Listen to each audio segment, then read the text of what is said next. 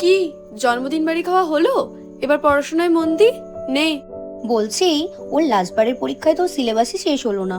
ও syllabus শেষ না করেই পরীক্ষা দিল। কি করে ও ভালো রেজাল্টটা করবে বলো তো দেখি। হ্যাঁ, সিলেবাস তো শেষ হয়নি, আমি জানি কি করেই বা শেষ হবে। কালকে ওর বন্ধুর জন্মদিন ছিল, তার আগের দিন ওর মাসির বিয়ে ছিল, তার আগের দিন ওর শরীর ভালো লাগছিল না, তার আগের দিন ওকে মামার বাড়ি যেতে হতো, মন খারাপ হয়ে গেছিল। আর পরীক্ষার আগে মনে আছে 10 দিনের একটা বড় ভ্যাকেশন কাটিয়ে এলে তোমরা। হাতে তো মাত্র 3 মাস টাইম থাকে, তার মধ্যেও ভ্যাকেশন, বিয়ে বাড়ি, জন্মদিন এই করতে করতেই তো 1 মাস কেটে যায়। মাত্র 2 মাসে এত বড় সিলেবাস কি করে শেষ করি বলো তো? কিন্তু তবুও ম্যানেজটা তো তোমারই দেওয়ার কথা।